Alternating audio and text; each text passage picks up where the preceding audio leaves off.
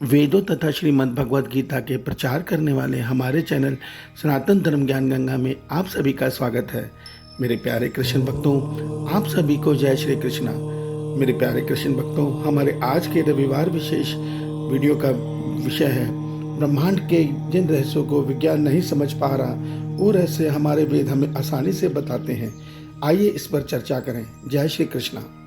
मेरे प्यारे कृष्ण भक्तों, आज के विज्ञान 1900 के दशक में यह मानता था कि इस ब्रह्मांड में सबसे सूक्ष्म तत्व अणु है, अणु परमाणु। मगर उसके बाद जो जो उसकी खोज आगे बढ़ी तो विज्ञान ने देखा कि नहीं, अणु परमाणु से भी छोटे न्यूट्रॉन, प्रोटॉन, इलेक्ट्रॉन हैं। और उसके बाद जब और खोज आगे बढ़ी तो ये सत्य देखा गया कि नहीं, इन सबसे छोटे तत्व क्वार्क है। क्वार्क से छोटा तत्व इस ब्रह्मांड में नहीं है। मगर हमारी वैदिक थ्योरी इससे सहमत नहीं है और वो कहती है इससे भी सूक्ष्म है परमात्मा की ओम रश्मि रूपी ऊर्जा, जो पूरे ब्रह्मांड में एक कंपन के रूप में मौजूद है। तो इस पर विज्ञान ने जब अपनी थ्योरी को मिलाया तो वो ये हैरान रह गए कि जो उनके भौतिकी के नियम हैं वो इलेक्ट्रॉन, प्रोटॉन, न्यूट्रॉन पे लागू ही नहीं हो रहे। वो इस सत्य को देखकर हैरान रहे कि क्या कारण है कि जो भौतिकी के नियम हमारे सिद्ध किए हुए हैं वो नियम भी इलेक्ट्रॉन, प्रोटॉन, जो सूक्ष्म ये जो तत्व हैं जिनको विज्ञान क्वांटम साइंस बोलता है, उन पर लागू ही नहीं हो रहे। तो विज्ञान को मजबूरन मॉडर्न और क्लासिक फिजिक्स और मॉडर्न फिजिक्स के दो भाग बनाने पड़े, जिसमें उन्होंने ये सत्य माना कि जो मॉडर्न फिजिक्स अर्थात क्वांटम फिजिक्स के जो नियम हैं वो क्लासिक फिजिक्स से बिल्कुल अलग हैं।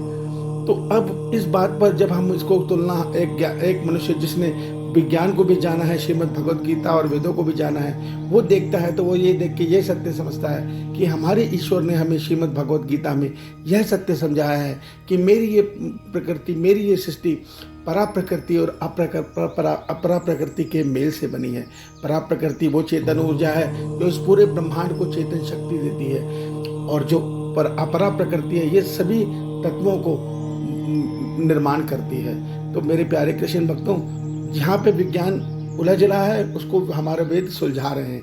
वेद कहते हैं कि होती ही दो तरह की प्रकृति हैं, एक होती है चेतन ऊर्जा, दूसरी होती है अपरा प्रकृति, जड़ प्रकृति, जो सभी तत्वों का निर्माण करती है और उसको जीवित रखती है अपरा प्रकृति। हमारे वेद बताते हैं ये जो परा प्रकृति है ये ओम रश्मि के रूप में परमात्मा से ही, परमात्मा के ओम रूपी ध्वनि से प्रसारित होती है। और इसके साथ होते हैं वेदों के छंद। ये इसको आप इस प्रकार समझिए, जब एक वाद्य यंत्र से आप कोई यंत्र बजाते हैं तो उसमें एक ही हवा से अनेकों ध्वनि की तरंगें उत्पन्न होती है। क्यों?